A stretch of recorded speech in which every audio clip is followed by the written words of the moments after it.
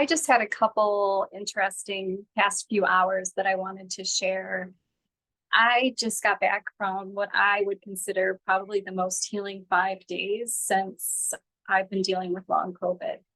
And it was truly heaven on earth. It was this little cute beach town in Costa Rica in the Costa province. And there was nothing that went wrong. It was like pure perfection between the locals that I met to the things that I encountered, to the weather, to the beach, to the sand, to the stars.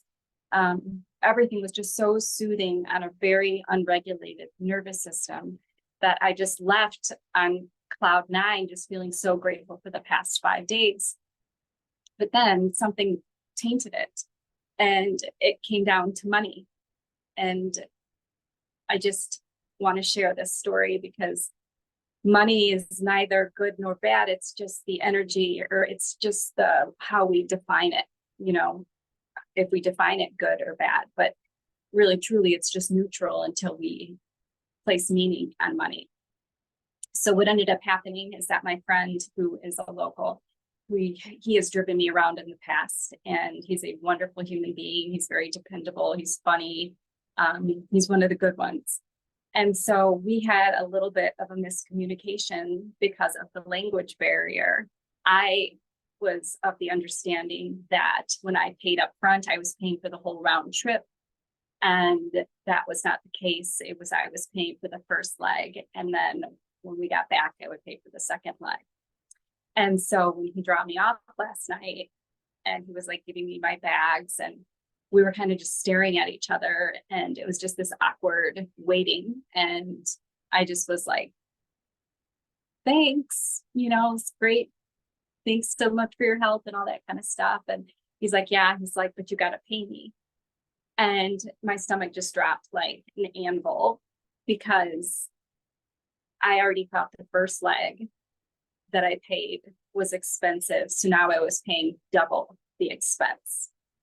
And so just with this new knowledge, it went from this amazing trip that I had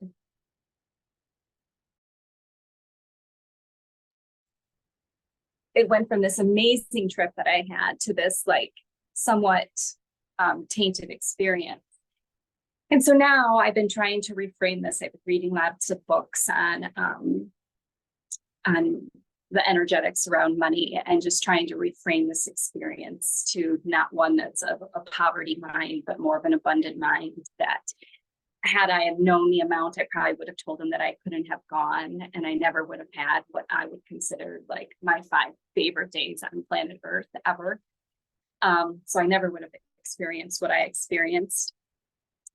A sense of gratitude and wanting to give freely versus clamping the hose and the energetics around money. It made me think of a story when I was in my 30s, when I was really feeling great. I felt really healthy. And then I went and I did a routine like physical. And within the blood report, they found some like medical issues. And so nothing had changed from the day prior to this day, but I went from having a healthy mind and healthy body to having a sick mind and a sick body.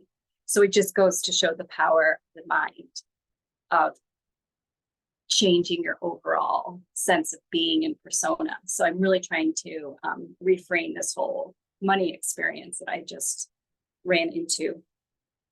Another thing I want to share is the purpose of these videos that I've been doing and the content that I've been sharing.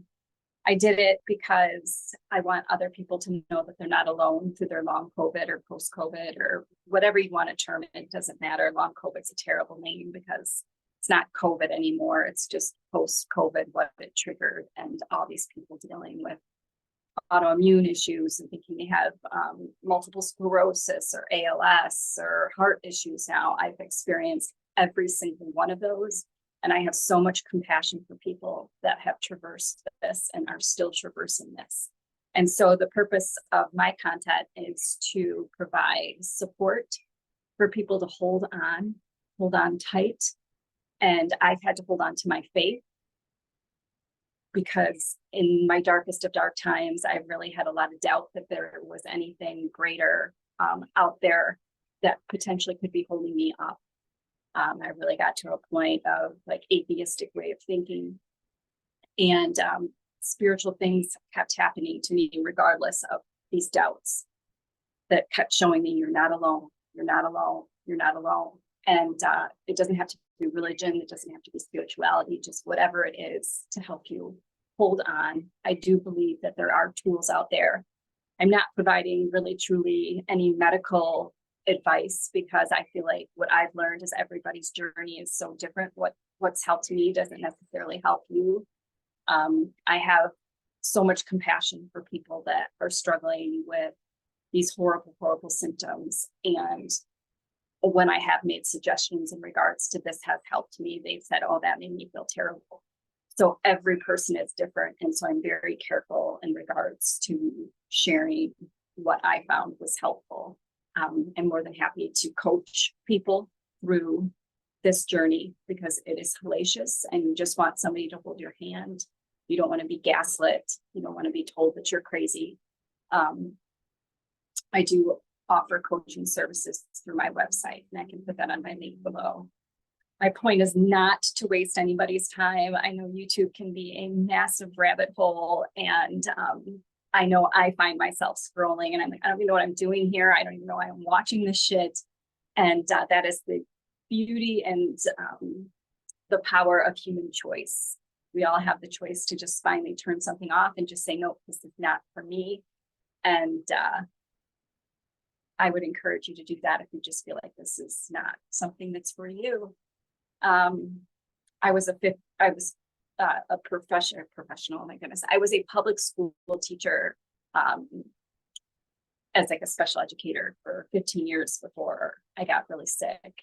And I used to give my parents my phone number, not all of them, but quite a few of them, I give them my phone number.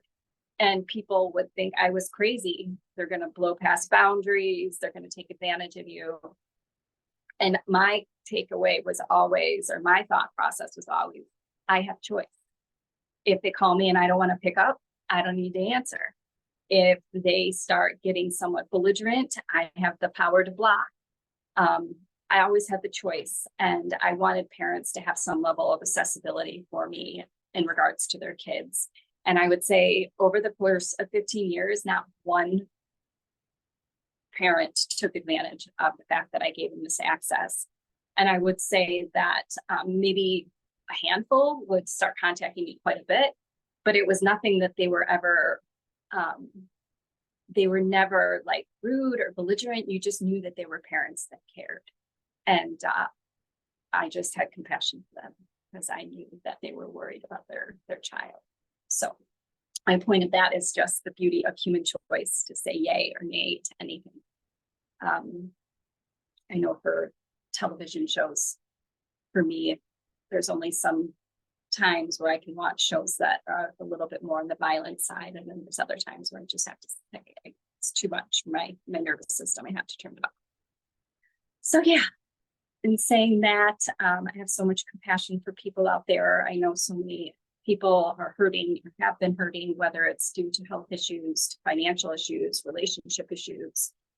It can be really hard and challenging out there. And that's why I hold on to the good days, because I know without the good, there's got to be bad and good. So you can know what both of those feels like. So I give big, giant virtual hugs to everyone out there. I feel like hugs would save the world. And I'm a big fan of the side hug. And I would say that for anybody who feels like I wasted their time, I send you a giant virtual hug, and I'm going to hold you and squeeze you until you stop fighting, and then you can just resist, succumb, and the power of hugs. So that's it for now. Much love and have a beautiful day.